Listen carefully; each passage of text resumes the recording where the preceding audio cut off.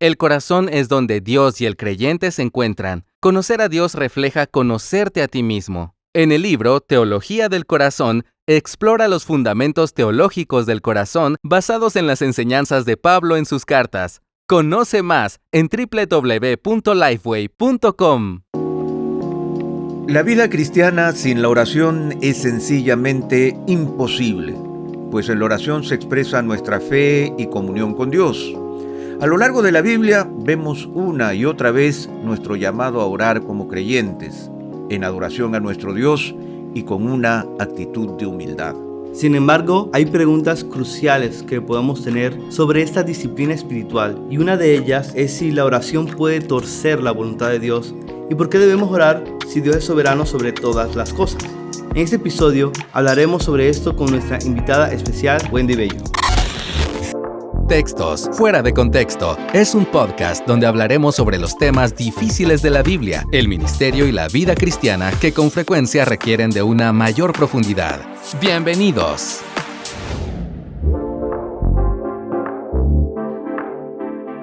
Hola Josué, bienvenidos a Textos Fuera de Contexto. Les saluda Pepe Mendoza y estoy aquí al lado de mi amigo Josué Barrios. ¿Cómo estás, Josué? Todo bien, Pepe. Es un gozo poder estar acá, es un gozo poder estar contigo en este nuevo episodio de Textos Fuera de Contexto. Y estamos muy contentos porque hoy nos acompaña nuestra querida hermana Wendy Bello. Wendy Bello es de origen cubano, pero radica en los Estados Unidos. Es una activa conferencista y maestra de la Biblia y autora de varios libros. Y Wendy, es un gozo tenerte aquí. Bienvenida una vez más a Textos Fuera de Contexto. Gracias, Josué. Gracias, Pepe, por la invitación. Siempre es un gozo para mí y un honor compartir con ustedes y bueno, con la audiencia de este podcast. Esperamos que todo lo que compartamos hoy pues sea de bendición para quienes escuchan y para la gloria de nuestro Dios, ¿verdad? Wendy, sabemos ya, te hemos tenido en otras oportunidades aquí entre nosotros y ya te conocemos un poco, hemos conocido un poco acerca de tu origen, un poco de tu pasado, un poco de tu arte también, de tu arte musical. Y ahora también sabemos de tus libros, son de gran bendición para muchos en toda la región. Así que como autora, como lectora, como escritora, nosotros queremos hacerte esta pregunta. Si tú tuvieras que pasar un tiempo en una isla desierta, ¿qué libros te llevarías y por qué? Wow, esa pregunta está difícil para alguien que le gusta leer, ¿verdad? Y bueno, me imagino que es como que quisiéramos llevar muchas cosas, pero vamos a reducirlo para no estar aquí todo el tiempo hablando, ¿no? Obviamente y sin dudas y sin pensarlo dos veces, el primero en la lista sería la Biblia y las razones huelgan, ¿verdad? Es la palabra de Dios, es donde encontramos no solamente quién es Dios, sino también esa fuente de consuelo, de fortaleza, de dirección, de ánimo, de verdad para cualquier circunstancia de la vida. Así que la Biblia sin duda sería como primera en el equipaje o en la mochila que me dejaran llevar. Otro libro que creo que iría allí de segundo es El progreso del peregrino de Bunyan, porque eso es lo que es nuestra vida debajo del sol, es un peregrinaje y las cosas que vivió este personaje ficticio pero que es una representación de todos, pues es un tesoro, la verdad. Otro libro que llevaría conmigo es un libro pequeñito, siempre lo recomiendo, es un tesoro para mí, es el libro Cómo debe vivir el cristiano de Juan Calvino. Es un extracto de un libro mucho más grande, pero tiene tantas verdades y la primera vez que lo leí, algo de lo que más me impactó fue que dije, increíblemente que este libro Calvino lo escribiera hace tanto tiempo, siglos y siglos atrás, y yo lo estoy leyendo y pareciera que lo escribieron ayer, que está hablando verdades que son tan pertinentes a nuestro tiempo. Y el último que voy a añadir es Las cartas del diablo a su sobrino de C.S. Lewis, porque me encanta demasiadas cosas que decir de C.S. Lewis, ¿verdad? Desde la profundidad de sus pensamientos hasta su sentido del humor en este libro, pero además porque me pongo a pensar en una situación como esa, si tuviera que estar sola en una isla y demás, serían oportunidades increíbles para el enemigo de nuestra alma de lanzar de sus mejores ataques. Entonces, leer este libro es como para estar todo el tiempo recordando, mira a todos los flancos, porque por aquí va a venir o por allá va a venir y cómo es. Entonces, esos son algunos de los que llevaría. Varios libros han impactado mi vida a lo largo de mi caminar con el Señor y imagínate, si hay que echar en una mochila muy pocos libros, porque además hay que llevar otras cosas, pues creo que estos estarían allí. Es interesante, Wendy, que has escogido libros que son bastante clásicos, ¿no? Que forman parte ya de la historia de la literatura cristiana y que definitivamente tienen esa virtud de trascender en el tiempo, de poder seguir disfrutándolos a pesar del tiempo transcurrido, porque se sustentan en verdades eternas, ¿no? En la realidad de la palabra de Dios, y eso es fundamental. Y hablando no solamente de otros libros, sino hablando de tus libros, tú eres la autora del libro Más allá de mi lista de oración, lo que nos enseñan las cartas de Pablo. Te dedicas en ese libro a mostrar las oraciones de Pablo y poder descubrir el corazón del apóstol, pero también los grandes secretos que la oración trae consigo. Y esa es una de las razones por las que nos gozamos en tenerte aquí con nosotros en este episodio en donde queremos hablar acerca de la oración.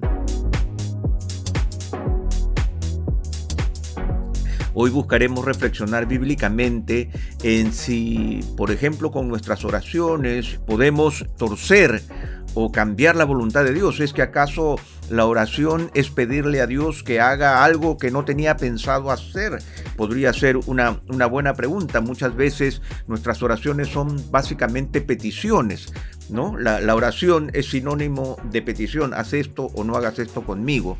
Pero antes de pasar a lo álgido de este punto, yo creo que sería bueno que nosotros vayamos a lo básico y que podamos aclarar entonces qué es la oración y cuál es su propósito. Mira, creo que vamos a partir de que si buscáramos una definición per se, ¿verdad? En las escrituras de qué es la oración, bueno, no vamos a encontrarlo así como nosotros imaginamos lo que es una definición. Pero me gustaría presentarlo de esta manera, y es que en esencia orar es pedir a Dios que cumpla lo que Él ha prometido. Cuando hablamos de oración, esa es una de las cosas centrales. Estamos pidiéndole a Dios que cumpla algo que ya Él ha prometido. Y si nosotros nos vamos, ¿verdad? En la Biblia, atrás, al comienzo, la primera referencia bíblica a la oración la tenemos en Génesis 4. Génesis 4:26 dice, a Set le nació también un hijo y le puso por nombre Enos. Por ese tiempo comenzaron los hombres a invocar el nombre del Señor. Era una época en que ya el caos estaba comenzando a verse por todos los lugares, ¿verdad? Y estamos vislumbrando que Caín había matado a Abel, o sea, ya estamos siendo testigos de los efectos del pecado. Dios destierra a Caín de su presencia, se nos habla también de asesinato de parte de Lamec. Entonces es en todo este marco que la Biblia nos dice, por ese tiempo los hombres comenzaron a clamar al Señor. ¿Y qué relación tiene esto con lo que acabo de decir? Bueno, que Dios había prometido un rescate, ¿verdad? Cuando habla allí con Adán y Eva y les dice que vendrá un descendiente de Eva pisaría su cabeza, le mordería en el calcañal, y bueno, sabemos todo esto acerca de esa primera promesa de evangelio que tenemos allí. Entonces, cuando los hombres comienzan a clamar el nombre del Señor, es muy probable, eso es lo que estaba en la mente, envíanos ya rescate porque esto se está yendo fuera de control. Entonces, pensar en la oración es eso. Y si seguimos avanzando, Pepe, ahí nos vemos a Abraham orando para que Dios cumpliera su promesa, ¿verdad? De darle descendencia. Vemos al siervo de Abraham pidiéndole a Dios que cumpla en su búsqueda de una esposa para Isaac lo que había prometido a su amo Abraham. Vemos a un Moisés orando y trayendo a la memoria lo que ya Dios había dicho que iba a hacer. Entonces, una y otra vez, cuando nosotros recorremos la narrativa bíblica, encontramos a David, a Salomón, todos orando en base a que Dios cumple lo que ya tú has prometido, lo que has dicho que vas a hacer, hazlo. Entonces, en esencia, cuando miramos a la Biblia lo que es la oración, eso es lo que la mayoría de esas oraciones bíblicas están clamando, de una u otra manera que Dios cumpla lo que ha prometido. Evidentemente, va el sentir de la persona que está orando, está envuelta en la situación de la persona, pero la persona está orando, clamando que Dios cumpla lo que ha dicho. Y creo que el colofón de todo esto lo tenemos en Jesús. Cuando los discípulos le piden a Jesús, enséñanos a orar, la oración de Jesús comienza pidiéndole a Dios que venga tu reino, hágase, ¿verdad? En la tierra, tu voluntad como en el cielo, o sea, lo que ya tú has dictaminado que venga, que se cumpla, que suceda. Entonces creo que es quizás un cambio un poquito de paradigma porque muchas veces pensamos en la oración como esto de mi lista que voy a una máquina dispensadora y Señor, aquí están todas estas cosas, necesito que hagas y no es que nada haya malo intrínsecamente en pedir a Dios por estas cosas que el mismo Jesús nos enseñó, ¿verdad? Danos nuestro pan, esto, lo otro, pero en esencia es eso, es pedirle a Dios que actúe conforme, que haga conforme a lo que ya Él ha prometido, en base a quién es Él, su carácter, su plan, etcétera. Gracias por esa respuesta, Wendy. Creo que es bastante importante eso que mencionas, ¿no? Que la oración es confiar y pedirle a Dios que haga lo que Él ya prometió. Pero creo que esa explicación, que es muy importante, nos ayuda a entrar de lleno, ahora sí, al tema de este episodio. Y la gran pregunta en la que queremos pensar en este episodio es ¿cómo podemos entender los textos bíblicos en los que leemos que Dios cambia de parecer en respuesta al clamor y la oración de alguien, o el clamor y la oración de un pueblo? ¿Eso nos habla de que entonces Dios cambia sus propósitos o nos habla de una contradicción en la Biblia? Por un lado, en la Escritura tenemos textos como Números 23:19, que dice que Dios no es hombre para que mienta, ni hijo de hombre para que se arrepienta. Y por otro lado, tenemos textos como Éxodo 32:14 y Jeremías capítulo 18, versículos 7 al 8. En el primer pasaje, en Éxodo 32, versículo 14, ese texto habla de la respuesta de Dios a la intercesión de Moisés luego de que Israel pecó en idolatría. Y queremos invitar a nuestra audiencia a estudiar después este texto completo, la historia completa que encontramos en Éxodo. Pero ese texto dice, en el versículo 14 del capítulo 32, dice que el Señor desistió de hacer el daño que había dicho que haría a su pueblo. Y mientras tanto, más adelante en Jeremías 17, versículo 7, leemos que la Biblia dice lo siguiente, dice el Señor: en un momento yo puedo hablar contra una nación o contra un reino, de arrancar, de derribar y de destruir, pero si esa nación contra la que he hablado se vuelve de su maldad, me arrepentiré del mal que pensaba traer sobre ella. Entonces estos pasajes nos hablan de naciones y de Dios arrepintiéndose de cosas que había dicho que iba a hacer, pero luego llegamos a pasajes como Efesios capítulo 1, versículo 10, donde leemos que Dios es aquel que obra todas las cosas conforme al consejo de su voluntad. En otras palabras, todo lo que ocurre forma parte de su plan, es parte de su voluntad. Pero también conseguimos textos como Santiago capítulo 4, versículo 2, donde Santiago nos dice que no tenemos porque no pedimos. Entonces sé que son varios textos y no esperamos por cuestión de tiempo abordar cada uno de estos pasajes bíblicos, pero la idea en general, ¿cómo podemos entender esta aparente contradicción en la Escritura? La oración puede torcer la voluntad de Dios, puede hacer que Dios cambie de parecer. Sí, como dices, tenemos bastante tela por donde cortar aquí, ¿verdad, Josué? Entonces, vamos a tratar de ir un poquito paso a paso para que nuestros oyentes puedan seguir el hilo de a dónde queremos llegar. Y la primera cosa es esa, bueno, ¿cambia Dios de parecer porque nosotros oramos? Y es curioso porque justo ayer en mi tiempo personal de lectura de la palabra estaba leyendo el texto de Jeremías que acabas de citar. Estoy leyendo en estos días el libro de Jeremías. Entonces voy a empezar diciendo algo y es que yo creo que en estos pasajes el autor está usando un lenguaje que nosotros los seres humanos podamos entender. Y eso es lo que los teólogos llaman que, vamos a decir, que los autores bíblicos están usando un lenguaje antropomórfico, es decir, palabras que identifican a Dios como un ser humano, pero que obviamente es para que nosotros podamos entender. ¿Y qué quiero decir con esto, verdad? Bueno, vamos a empezar porque a lo largo de toda la Escritura nosotros vemos el carácter de Dios. Y una de las facetas de ese carácter es que Dios es inmutable. que Dios no cambia, y eso lo vemos a lo largo de toda la Escritura. Pero por otro lado, también vemos a lo largo de toda la Escritura que el conocimiento de Dios es absoluto, es completo, es perfecto. O sea, Dios sabe todo, el pasado, el presente, el futuro.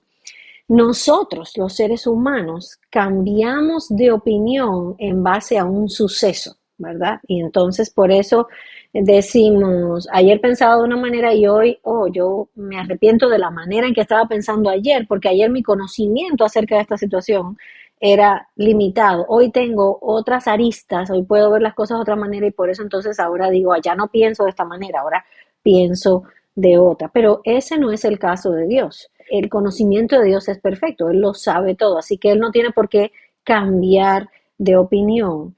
De manera que entonces nosotros al orar no podemos cambiar su voluntad ni su forma de pensar, porque Dios no cambia nunca. Entonces, ¿qué nos están mostrando estos pasajes? Bueno, estos pasajes nos están mostrando, por un lado, que Dios responde al clamor de un pueblo. Ese yo creo que es uno de los puntos principales que los autores están tratando de decir. O sea, hay un pueblo que se está arrepintiendo, Dios está respondiendo a ese arrepentimiento humano, ¿verdad? Eso que está ocurriendo, esas oportunidades que Él les está dando, le está respondiendo a esto, porque aunque Él lo sabe, todo acerca del futuro, en el presente, entre comillas, nosotros vemos la reacción de Dios. Y eso es otro factor que entra a jugar aquí. O sea, en ese presente nuestro, Dios está mostrando, digamos, su dolor o su tristeza ante el pecado. Y estoy pensando en casos como que no mencionabas, pero estoy pensando, digamos, en casos como el de Nínive, ¿verdad? Cuando tenemos allí a Jonás en todo este pleito con Dios y demás, y es como que Dios, que sabe todo acerca del futuro, cuando el autor nos está contando, como digamos, la reacción de Dios ante ciertas circunstancias, nos está diciendo, bueno, Dios muestra su tristeza o su dolor, pero eso no quiere decir que si Dios tuviera que actuar nuevamente con respecto al pecado de un pueblo, a su rebeldía, lo haría de manera diferente, cambiaría de opinión. Eso no es lo que está diciendo el texto que estamos leyendo. Y voy a usar un ejemplo, vamos a decir, de nuestra vida cotidiana para ilustrarlo y tratar de hacerlo más claro. Como padres, digamos, nosotros ejercemos disciplina a nuestros hijos, sobre nuestros hijos, ¿verdad? Y en el momento de ejercer la disciplina, esa disciplina nos va a doler, porque a ningún padre en realidad le gusta, digamos, en situaciones normales, que si tengo que ejercer cualquier tipo de disciplina sobre mí, como que me duele, ¿verdad? Eso me duele. Pero yo estoy pensando en el futuro de él, y porque estoy pensando en su futuro, sé que eso es lo mejor ahora. O sea, no quiere decir que no me va a doler, sí me duele, pero tampoco quiere decir que porque me duele ahora voy a cambiar de opinión y mira, si pasara mañana ya no lo voy a hacer. Entonces los autores cuando nos vemos estos textos, están jugando con todas estas cosas, nos están mostrando algo que, digamos, a Dios, estamos leyendo su dolor ante la rebeldía, estamos viendo también la oportunidad que les está dando de que se arrepientan, pero Dios está en el pasado, en el presente y en el futuro, Él no está cambiando de opinión. El autor simplemente nos está contando con palabras que podamos entender qué hace Dios cuando este pueblo reacciona y viene y se arrepiente, o qué pudiera suceder. R.C. Sproul, alguien muy conocido por nuestro amigo Pepe, R.C. Sproul decía que la oración puede cambiar las cosas, pero no la mente de Dios. Y creo que aquí es donde vamos a aterrizar un poco todas estas cosas que hemos estado tratando de decir. ¿Y qué implica eso? Bueno, hay ciertas cosas que Dios ha decretado desde la eternidad, que esas cosas no van a cambiar, ya están decididas. O sea, el nacimiento de Cristo, el regreso de Cristo, el final de la historia, todas esas cosas ya han sido decretadas. No importa cuándo nosotros oremos o no oremos, eso no va a cambiar. Eso ya está decidido y decretado por nuestro Dios, ¿verdad? Y hay otras cosas que pudiéramos pensar que cambian, pero que cambian de acuerdo con la voluntad de Dios. Y voy a regresar al ejemplo que estaba tratando de Nínive para que se pueda entender. Cuando el pueblo de Nínive se arrepintió y Dios no envió el juicio que había anunciado que iba a tener lugar ahora, Eso no quiere decir que Dios se arrepintió. De nuevo, pensemos en lo que decía antes. Dios está en el pasado, en el presente, en el futuro. Nosotros pudiéramos decir, wow, cambió la situación de Nínive. Dios sabía que iba a haber arrepentimiento en Nínive. Simplemente que en su trato con este pueblo, Él les manda un profeta que les dice, ustedes si se arrepienten, luego el juicio no va a venir. ¿Se arrepintió Dios? No, simplemente en su conocimiento Él sabía todo, cómo se iba a desenlazar o cómo se iba a desarrollar toda esta historia. Entonces, la oración de los creyentes es un medio que Dios usa para transformar o cambiar las circunstancias, pero es cambiarlas a nuestros ojos. No es que van a cambiar lo que ya Dios tenía dictaminado. No sé si tiene sentido o si logramos seguir el hilo de lo que estoy tratando de decir. Sé que a veces son temas un poquito complejos y cuando tengo conversaciones con mis hijos sobre todo de estos temas, digo, aquí en todas estas cosas entra un factor importante y es nuestra mente limitada tratando de comprender la mente de un Dios ilimitado, infinito, que no vive en el tiempo y nosotros sí vivimos en el tiempo. Para ti, para mí, todo funciona en ayer, hoy y mañana. Pero en el caso de Dios no es así. Entonces, no es que Dios cambie de opinión. ¿Y por qué lo digo así con tanta certeza? Porque nosotros no podemos decir algo acerca de Dios en base a 2 a 3 pasajes. Nosotros cuando vamos a decir quién es Dios tenemos que mirarlo a través de toda la escritura. Entonces, por eso es que cuando pensamos en estos pasajes que nos hablan de que, bueno, Dios se arrepintió o Dios le dolió y cambió de parecer o como sea que pongamos las palabras, recordemos que los autores humanos están tratando de hablarnos en un lenguaje que podamos entender. Y parte de eso es decirnos, aunque Dios sabía cómo iba a pasar todo en el momento, porque este es su pueblo y su pueblo está rebelde, su pueblo está desobedeciendo, a Dios le duele y nos muestra ese dolor que está sintiendo, pero no es que eso le hace cambiar de opinión, simplemente estamos viendo que en un futuro que ya le está viendo, sabe, este pueblo no se va a arrepentir y por tanto va a venir el juicio, o este pueblo se va a arrepentir y no va a haber el juicio. Y como que Él les está diciendo, bueno, esto es lo que ustedes pueden hacer o no hacer. No sé si tiene sentido, si logré explicarlo claramente, José, pero bueno, espero que haya ayudado un poco. Sí, es un tema sumamente complejo, porque es entrar en nada más y nada menos que la profundidad del carácter, de la soberanía de Dios y de la relación profunda y que no vamos a descifrar completamente de este lado de la Trinidad, la relación entre nuestras acciones y oraciones y la voluntad soberana de Dios, sabiendo que Él decretó todo desde el comienzo. Él es el único que conoce el final desde el comienzo porque Él escogió ese final y porque Él lo decreta. Pero creo que tu respuesta nos puede ayudar a seguir masticando y pensando en ese tema tan complejo y que honestamente nunca vamos a solucionar de este lado de la Trinidad. De lo que sí podemos estar claros es, como mencionas, que Dios en su esencia Él nunca cambia, Él es fiel, Él conoce todas las cosas y que realmente Él es soberano.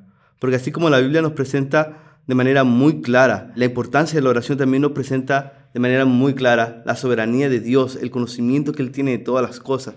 Y yo creo que cuando dejamos de un lado la idea bíblica de que Dios conoce y decreta todo, podemos caer en muchos errores, como la teología del teísmo abierto o cosas de ese tipo, que asumen que Dios es un Dios que cambia de parecer.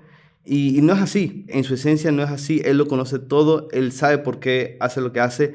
Y la Biblia, como mencionas, no tiene un lenguaje que está adaptado a nuestra humanidad para ayudarnos a entender un poquito qué es lo que pasa en la mente de Dios, que es algo infinitamente incomprensible para seres finitos como nosotros. Entonces, todo esto para decirte, Wendy, que sí entendimos lo que quisiste decir y que nos alienta a seguir pensando bastante. Este tema es muy, muy profundo.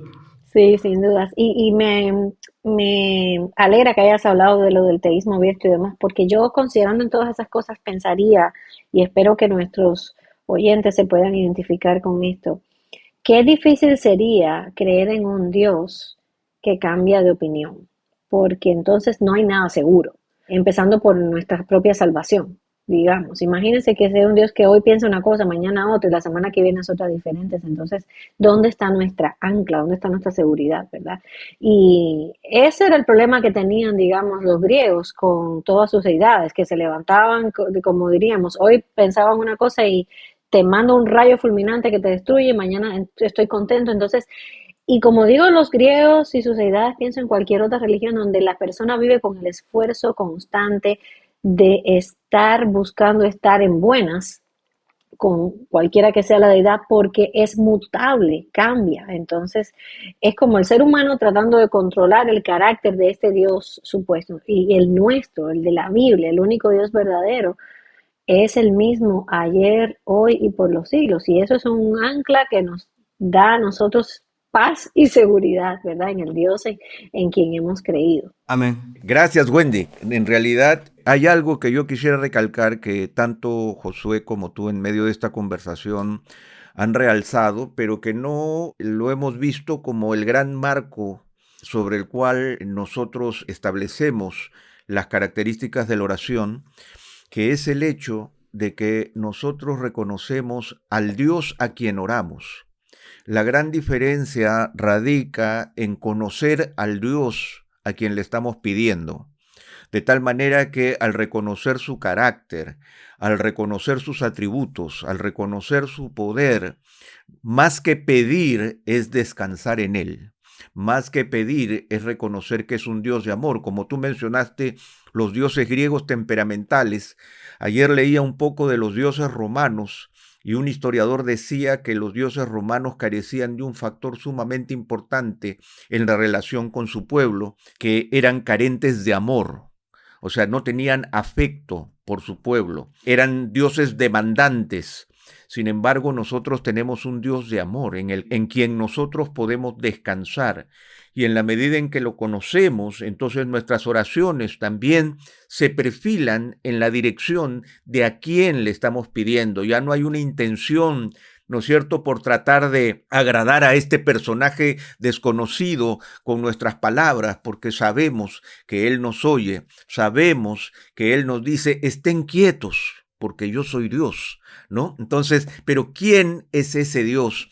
Pero ya que estamos hablando de la oración, también tenemos que hablar de nuestro pueblo y del pueblo evangélico de nuestra región, que tiene prácticas muy comunes, ¿no? Que son prácticas acostumbradas y que son muy populares, como lo mencionó Josué hace un momento, como el hecho de declarar o forzar o hacer, ¿no es cierto? De tal manera que yo demuestro mi espiritualidad en la medida que le grito con fuerza a Dios, porque al que le estoy gritando es a Dios. Sin embargo, nuevamente nos encontramos con pasajes en la Escritura como cuando Jesús dice, ¿no? En verdad les digo que si tienen fe y no dudan, no solo harán lo de la higuera, sino que aun si dicen a este monte, quítate y échate al mar, así sucederá, y todo lo que pidan en oración creyendo, lo recibirán.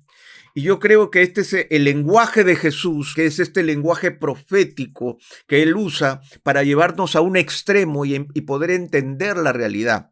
Sin embargo, en episodios anteriores ya hemos hablado sobre la práctica de declarar cosas para que Dios las cumpla, pero concluimos a la luz de la Biblia que eso no es bíblico, que no es de lo que estamos hablando aquí, desde tu perspectiva, ¿no? ¿Qué piensas de estas declaraciones abundantes, poderosas? ¿Son esas realmente oraciones? ¿El Señor es un tanto sordo o está ocupado o quizás distraído que es necesario gritarlo? ¿O la declaración de creer, cuando dice, y todo lo que pidan en oración creyendo, es creer que la cosa va a suceder o creer en aquel que lo puede realizar? O sea, ¿hacia dónde va mi creer? ¿Qué declaro? ¿Yo declaro con fe que mis palabras se van a hacer realidad o declaro con fe que creo en el Señor que puede hacer todas las cosas? Es una práctica muy común y es algo que está imbuido en nuestro corazón, en esta religiosidad cultural que también nosotros tenemos, en donde nuestras repeticiones y nuestras mantras y nuestros ritos muchas veces pueden ganar el favor de Dios. ¿Cómo lo relacionamos esto con las oraciones de Pablo y las oraciones que el Señor nos enseña a través de la Biblia? Mira, yo creo que esta práctica que mencionabas y que sí, que lamentablemente es tan común, tiene mucho que ver con un entendimiento equivocado de las escrituras, de no comprender, como muy bien lleva por nombre este podcast, el texto dentro de su contexto. Y por eso siempre es una receta para conclusiones equivocadas. Entonces creo que de ahí parte el asunto, ¿verdad? Creo que también parte de esta idea que tenemos de ver a Dios como si Él fuera el genio de la lámpara y nosotros somos Aladino. Entonces yo froto la lámpara y sale el genio y yo le pido lo que quiera porque este genio está a mi servicio. A mí me encanta que en John Piper, en uno de sus libros, en que se alegren las naciones, creo que es como se tradujo al español, él habla de que para algunos la visión de Dios es como si él fuera un mayordomo, en el que yo estoy aquí sentado simplemente esperando que yo chasqueo los dedos y el mayordomo va a venir, ¿verdad? Entonces parte de un entendimiento de eso, parte de olvidar que en la escritura nosotros no encontramos en ninguna parte este modelo de oración de criaturas dándole órdenes al creador, porque de eso en sí es completamente absurdo, ¿verdad? Y que se nos olvida, voy a usar esta frase bien coloquial, ¿no? ¿Quién es quien está al mando? ¿Quién es el jefe y quiénes son los súbditos en este caso? Digamos, y nos encontramos, por ejemplo, a un Santiago que dice que ustedes piden y no reciben, pero es porque están pidiendo mal. Y es que el asunto de la oración y todas estas declaraciones y cosas, el centro se convierte en mi persona, en lo que yo quiero, en mi agenda, en mi corazón, y de ahí parte, ¿verdad? Entonces pidiendo cosas egoístas, centradas en nuestros deseos torcidos, y eso nos lleva a entonces comprender mal todo lo que Jesús, por ejemplo, está diciendo acerca de, como el pasaje que citabas, ¿verdad? De que todo lo que pidan en oración creyendo lo recibiréis. O, por ejemplo, otro de los pasajes más malentendidos, el de Juan 15:5, donde dice, si permanecen en mí, mis palabras permanecen en ustedes, pidan lo que quieran y les será hecho. Entonces, volvemos al contexto. ¿Qué estaba queriendo decir Jesús? ¿De qué está hablando realmente? Y si yo me voy, por ejemplo, a este pasaje que les estoy citando de Juan 15, de lo que Jesús está hablando en este texto es acerca de una vida fructífera en Él y cómo llevar fruto es algo que glorifica a Dios. Entonces, la oración, y eso lo dice más abajo en el versículo 8, ¿verdad? Dicen, esto es glorificado a mi Padre, que den mucho fruto y así prueben que son mis discípulos. Entonces, de lo que Jesús está hablando en ese texto y lo que quiere que pidamos es que nuestra vida en Él, nuestra vida bien afianzada en Él, bien pegadita a Él, porque está hablando de las ramas pegadas en el árbol y que así es como pueden tener vida, sean vidas fructíferas para la gloria de Dios. De eso es de lo que está hablando. Es ilógico pensar entonces que de alguna manera Dios nos diga a nosotros que sí, pecadores redimidos a su vista santos, pero quienes todavía luchamos por el pecado, obviamente el Señor no nos está diciendo, pidan lo que a ustedes se les ocurre, yo se los voy a dar, porque eso sería, eso evidentemente está mal a muchísimos niveles, porque ahí volvemos en el círculo a donde estaba mencionando a Santiago, vamos a pedir cosas que son simplemente para gastar en nuestros deleites, estamos pensando en mí, en lo que yo quiero y no en la agenda de Dios, que al final del día es la que cuenta. Por decir, Pepe, al final, nosotros muchísimas veces ni sabemos de verdad lo que queremos. El Señor por eso nos enfoca cada vez que nos habla de la oración a que alineemos eso con la agenda del cielo. Y el mejor ejemplo que yo creo que nosotros podemos citar es el de Cristo, porque cuando Cristo oraba, ¿cómo oró? Y tenemos, digamos, la oración en el huerto de Getsemaní. ¿Qué fue lo que dijo el Señor? O sea, él abrió su corazón, ¿verdad? No le estamos diciendo a nadie, no ores con lo que está en tu corazón, pero mantén tu corazón in check, ¿verdad? Que el Señor lo esté revisando. ¿Y qué fue lo que al final dijo? Pero no sea mi voluntad, sino la tuya. De eso se trata la oración, de que sea hecha la voluntad de Dios en todo, cumplida la agenda de Dios en todo.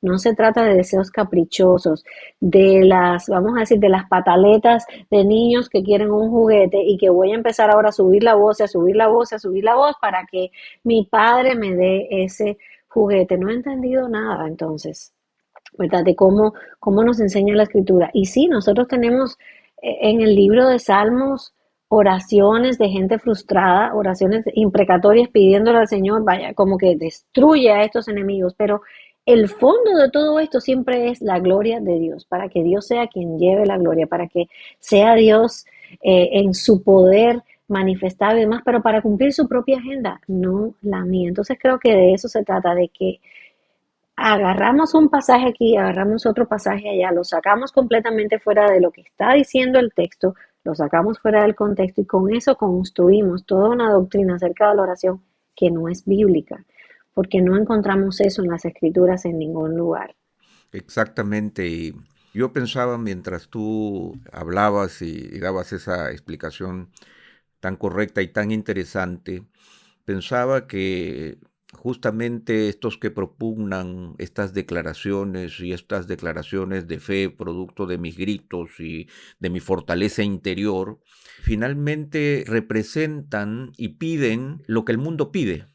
O sea, piden riquezas, piden dinero, piden carros de lujo, piden tratos especiales, piden dinero, de tal manera que finalmente esa petición nace de la intensidad por conseguir lo que el mundo ofrece.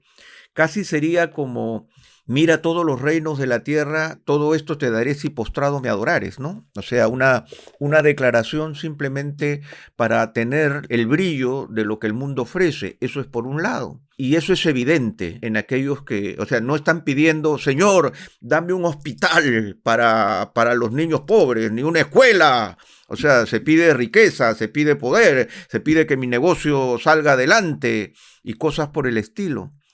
Pero también es cierto que si nosotros analizamos los evangelios y analizamos la respuesta de sus seguidores más cercanos, nos damos cuenta que Pedro no se hizo rico, ¿no? Ni Juan, ni Jacobo, sino que todos ellos que entendieron claramente lo que Jesús estaba diciendo, vivieron una vida de negación, una vida de renuncia, una vida de servicio. Por lo tanto, a la luz de sus vidas, yo no puedo sacar como conclusión de que yo puedo pedir como se está pidiendo ahora, porque Pedro no me enseña de esa manera, Juan no me lo enseña de esa manera, ¿no? Son vidas completamente distintas y orientadas al servicio y orientadas a la renuncia y orientadas a tomar la cruz.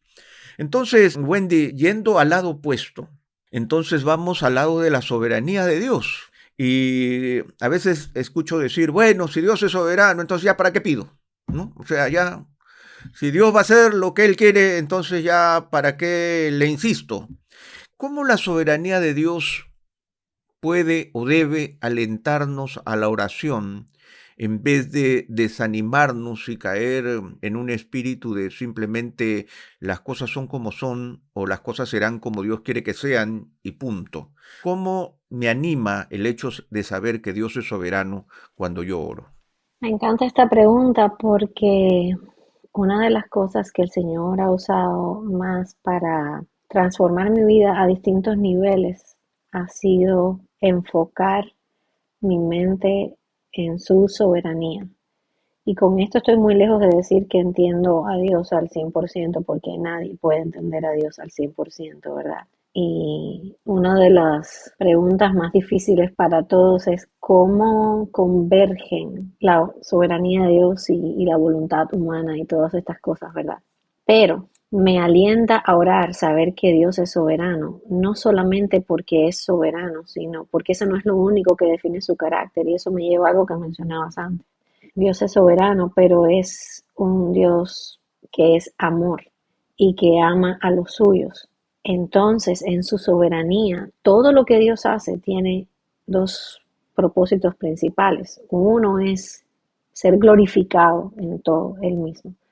Pero también la Escritura nos dice que todo lo que Dios hace es para el bien de aquellos que le aman y que han sido escogidos por Él para su propósito. Entonces, yo puedo acercarme con toda confianza al trono de Dios, sabiendo que al final yo voy a derramar mi corazón delante de Dios, digamos, los anhelos, aquellas cosas que me ponen de rodillas.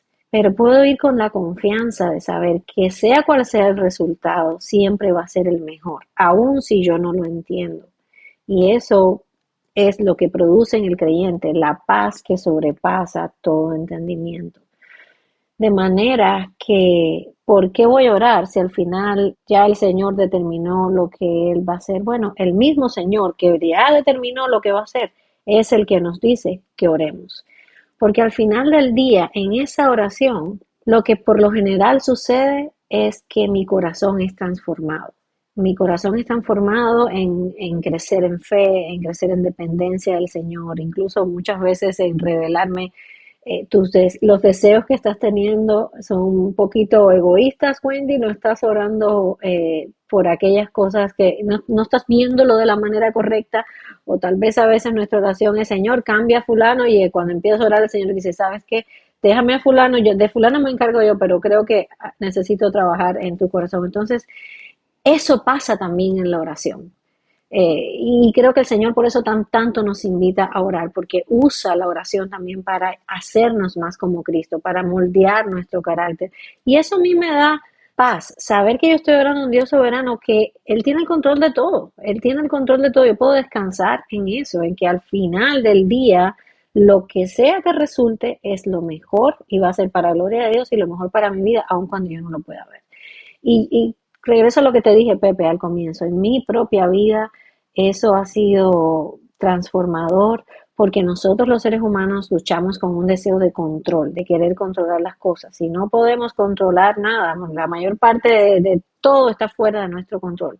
Qué alivio saber que hay un Dios soberano que sí tiene todo bajo control y que escribió la historia desde el principio hasta el final. Entonces, creyente que estás escuchándonos, nuestro Dios no solo nos invita a orar, nos mandó un Dios encarnado en Cristo que oraba, que se levantaba de madrugada y orara a su Padre. O sea que ahí evidentemente nos ha modelado la necesidad de la oración para la vida del creyente, pero juegan esas dos cosas. Yo oro, yo pido al Señor, pero yo descanso en Él y confío en Él, porque Él es un Dios soberano, pero es un Dios que ama y que va a hacer todas las cosas perfectas. Muchas gracias, Wendy. Me quedo mucho con eso que mencionaste, ¿no? Dios es soberano, pero Dios es más que soberano.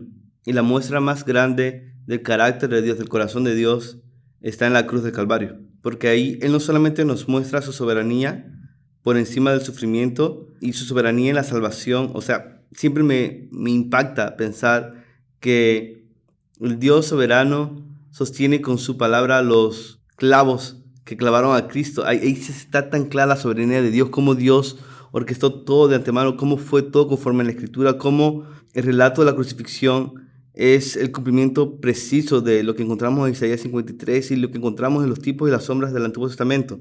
Pero también vemos, como mencionamos, no solamente la soberanía de Dios, sino también su justicia. Dios es tan justo que estuvo dispuesto a quebrantar a su propio Hijo con tal de perdonarnos sin dejar de ser justo.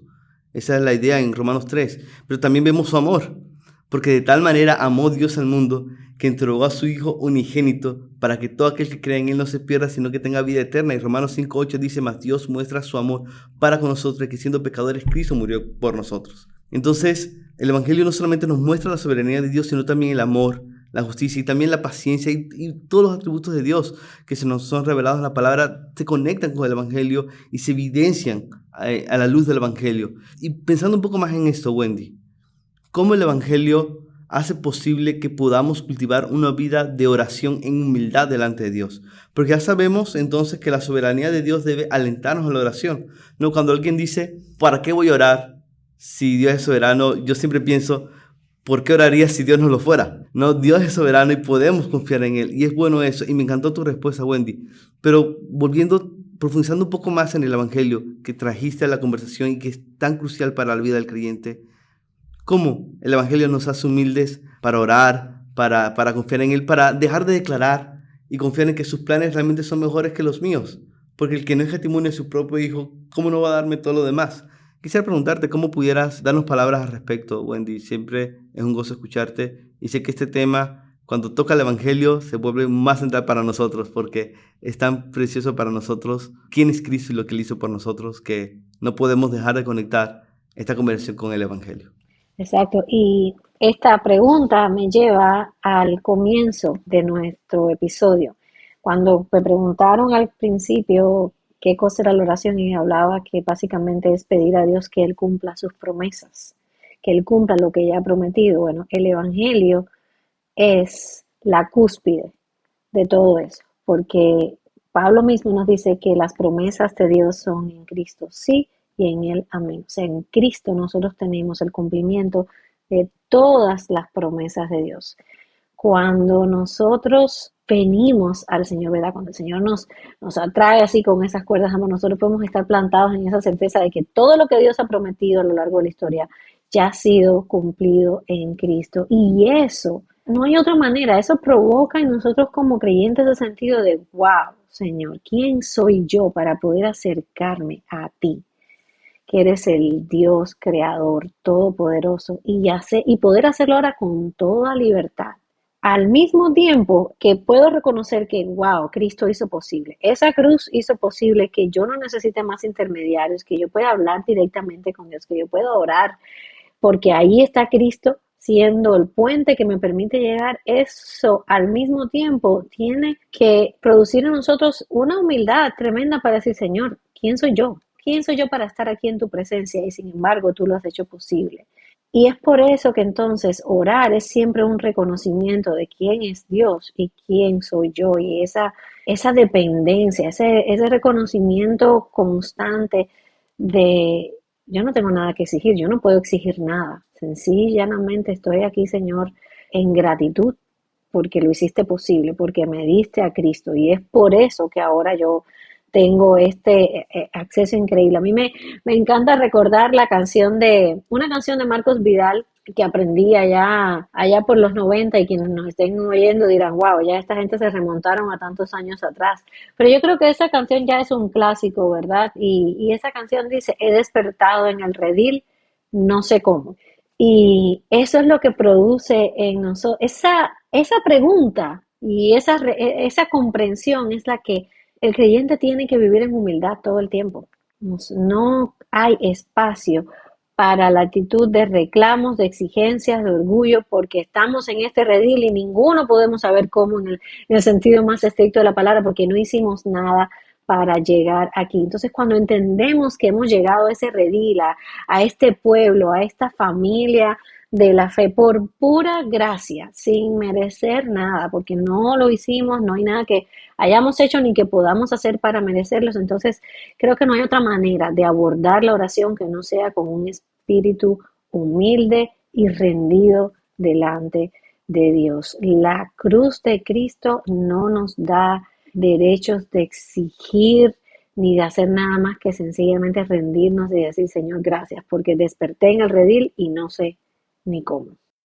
El tema de la gracia de Dios manifestada en el Evangelio, la realidad de que estábamos muertos en nuestros delitos y pecados, y el Señor en su soberana voluntad, ahí sí su soberanía la reconocemos y la celebramos, ¿verdad? Porque es solo en su soberanía y en su amor infinito que nos lleva a los pies de Cristo y la obra de Cristo se hace efectiva en nuestras vidas. Y ahí sí reconocemos que Dios obró por el beneplácito de su voluntad, ¿no? Y ahí sí lo reconocemos. Y por eso el Evangelio, como tú dices, nos lleva a ser humildes y reconocer también que Dios está de nuestra parte. Si Dios es por nosotros, ¿quién contra nosotros? Y ese es otro de los secretos que ese Dios soberano nos lleva a la oración. Y quisiéramos cerrar, tú sabes que, Wendy, que nosotros tenemos la tradición aquí de poner en dificultad a nuestros invitados. Es una acción de amor, ¿no? De lanzar lo que llamamos la patada voladora. Sí, sí. Y en este caso, hablando acerca de la oración, me acuerdo de un suceso en los evangelios, justamente en Marcos el capítulo 9, en el caso del muchacho endemoniado que los discípulos no pudieron exorcizar, no pudieron liberar, ¿no? Y Jesús no estaba presente, él se acerca, había un tumulto, los discípulos no habían respondido, Jesús les dice en ese momento con palabras fuertes, oh generación incrédula, ¿hasta cuándo estaré con ustedes? ¿Hasta cuándo los voy a soportar? Son palabras fuertes. Jesús dice, tráiganme a este muchacho. Jesús investiga el caso con el padre de este muchacho. El padre le explica con dolor lo que está sucediendo. Jesús sigue con este interrogatorio y el padre le dice, pero si tú puedes hacer algo, ten misericordia de nosotros y ayúdanos. Definitivamente esa es una oración, ¿no? Pero si tú puedes, y Jesús le responde, ¿cómo si tú puedes? Todas las cosas son posibles para el que cree. Y lo que me duele de esta situación, porque es una situación muy humana y quisiera llegar al lugar de la oración que nosotros elevamos a Dios cuando estamos realmente pasando por dificultades, porque no estamos aquí simplemente divagando filosóficamente acerca de la oración, porque la oración muchas veces es el recurso último que yo tengo ante una situación desesperada. Y después de esta exhortación de Jesús, dice en Marcos 9:24, para los que nos están siguiendo, dice, al instante el padre del muchacho gritó. ¡Wow! Gritó y dijo, creo, ayúdame en mi incredulidad. Wendy, ¿qué palabras tenemos para esa persona que dice, yo quiero orar, pero ayúdame en mi incredulidad? Mi situación es tan difícil, pero ahí estoy yo bregando con mi corazón, dudando, ¿no? Tratando de pensar en esta situación dolorosa, esta enfermedad, este drama, esta circunstancia difícil, esta separación, y a veces no tengo las palabras. ¿Qué le podemos decir a las personas que están diciendo, creo, pero ayúdanme en mi incredulidad? Nuestro Dios no se asusta, voy a usar esto con mucho cuidado, pero voy a decirlo de esta manera, no se asusta con nuestras dudas, ni nos cierra la puerta cuando llegamos a Él como esta persona que dice, yo creo, pero esta situación está bien difícil, ayúdame porque se me está haciendo difícil creer. ¿Por qué lo digo así? Porque es lo que veo, por ejemplo, en los salmos. Los salmistas eran claros. Los salmistas iban y le decían, Señor, pero ¿hasta cuándo es esto? ¿Hasta cuándo? Ahí el Salmo 13, el salmista empieza diciendo a sí mismo, ¿hasta cuándo? Sin embargo, en la mayoría de los salmos vemos también una transición que al final decía, pero yo me acordaré de tu misericordia, yo me acordaré de lo que tú hiciste. Entonces el creyente vive en esa tensión entre lo que mis ojos ven, lo que son mis circunstancias y la verdad que yo sé de la escritura. Entonces para alguien que está así, quiero decirte algunas cosas y una de ellas es cuando nosotros no sabemos ni tan siquiera cómo orar. La palabra nos dice que el Espíritu de Dios que vive en el creyente intercede por nosotros con gemidos indecibles. O sea que a veces cuando yo no sé ni qué decir y yo voy delante de Dios y le digo al Señor así mismo, Padre, yo no sé ya ni cómo decir esto, este dolor es demasiado grande, esta carga me pesa demasiado. Yo puedo tener la confianza de que el Espíritu está yendo delante del Señor y está diciendo, lo que Pepe está queriendo decirte, Padre, es esto y esto y esto. Pero además la Biblia nos dice que está Cristo intercediendo por nosotros a la diestra del Padre. Entonces, ese es mi descanso, en que en esos momentos en que ya no tengo a veces ni fuerza para orar, que tal vez la única palabra que sale de mi boca es Jesús. Y yo he tenido esos momentos y probablemente ustedes también, hay momentos en que es tan fuerte lo que estamos atravesando que apenas lo que nos sale es quizás como este padre, un grito de como yo creo, pero ayúdame, porque es demasiado.